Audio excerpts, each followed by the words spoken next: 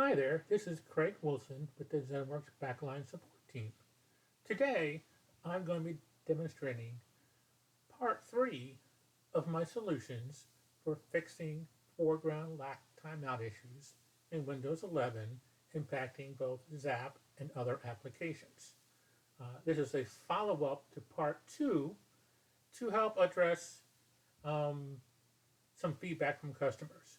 Part 2 worked very well for customers who start ZAPP automatically, but there's a number of end users who did not want to start ZAPP automatically. So Part 3 will involve solutions that do not involve ZAPP in any way, and also further reduce any visible output to end users. So I'm not going to do too much in details, but I'm going to start by making sure things are not working. So you notice ZAPP starts behind the current window. I checked the foreground lock timeout. It's a little over 2 million, which is the Windows 11 default. That can only be changed by APIs. And then I'm going to run the new Part 3 fix, which will basically have no output.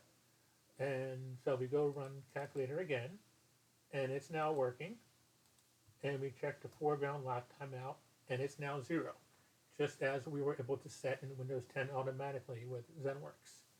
How this new feature works is it will create a window off screen instead of on screen, and instead of minimizing Windows to try to activate itself, it will actually use a virtual mouse click that doesn't actually move the mouse. So what we have here are 6 actions. Action 1 will check to see if anything needs to be done, which it normally will because it resets to 2 million every time you log back into the OS. The next action will create the off-screen window, which you just saw, and will attempt to set the foreground lock timeout to 0, which it did successfully. Now, there is a fallback option, which if the first one fails, and after a few retries, if it's not successful, it'll create an on-screen window. And that on-screen window will then attempt to do the same thing with a virtual click and calling the APIs. And also, when this on-screen window will be slightly less visible than the prior versions. It's just been minimized a little bit. And then the fourth action, we will optionally launch ZAPP. I talked about that in part 2. Users can make a setting with a bundle determining whether they do or do not want ZAPP to auto launch. Some users love it, some don't. This gives them the power, and this option is no longer necessary for changing anything. It's just still there to let users control whether or not ZAPP auto starts. However, if they do choose to auto start ZAPP, we have another fallback option, which uses the same functionality as in Solution 2, with the only difference being that Windows created off screen. And so if for some reason the first 2 attempts have not been able to set the timeout, this will do it using the same methodology as in part 2, but it's no longer the primary option, it's the fallback option. And the final action, what this does is, again, like the last option, if the first 2 options did not work, and then the ZAPP window option did not work because it didn't work or was disabled, we will now use any active window to attempt to initialize our process to let us set the foreground lock timeout. And again, the details on how that minimizing works and why it lets us do, it's all covered in part 2. And again, it would be very unlikely we ever get this far. But again, the enhancement is for this time with the last option. Again, the window is made off screen, and we'll actually utilize any active window instead of just the ZAPP window. Again, because if for some reason all the other options are not working and the user is not auto starting ZAPP, we don't want our process sitting around all day long waiting for ZAPP to open. Uh, so with this, it should just happen much quicker, but most likely the only time it will kick off is if you intentionally configure test scenarios to make it work. And I will show one so you can see how it works, but the only way I can show it is by disabling all the other options because the other options are highly reliable. So again, so now let me, and also I wanted to show you that we record activity in the registry. So you can see the time the action ran. We can see the effective value of the foreground lock timeout that it was able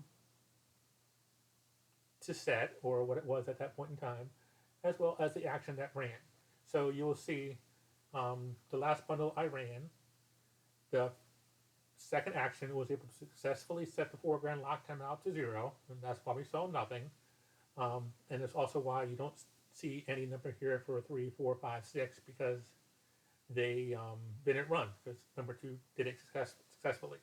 So if you're troubleshooting and you come through and things aren't working, you go, oh, I wonder why it got to number 6. Then we can troubleshoot that, but I don't think you'll ever see that. But it'll just give you some informational stuff. And also, you can even say, the user might go, hey, I saw some weird window. You might go, was it this process? You look here. Oh, nope. It was action 2, and action 2 was invisible. So no, it wasn't that. It was something else on your machine. It's just always nice to be able to eliminate something you're doing from an end user report. So now we'll go back here, and I'm going to set things back to the default so it's broken. And this next one, this is just a demo one. And in this one, I've inverted the actions. So the on-screen window is created first, just so you can see what that looks like if it ran.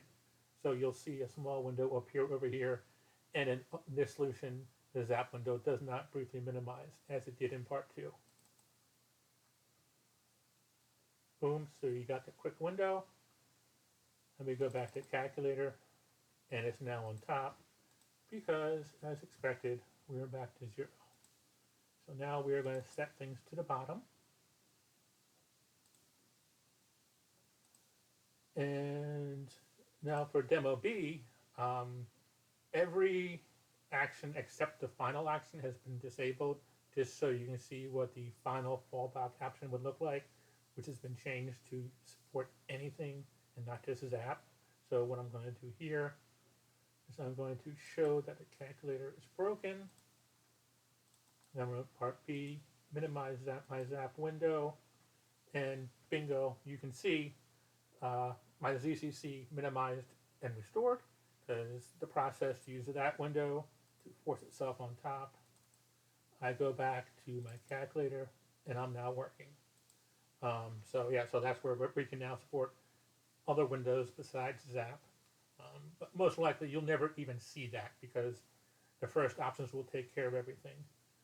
And that's really all I have to show you. So, oh, and just one more thing, because this came up. Generally, for the relationships for this, I just assign it to the workstation folder and set it to user login.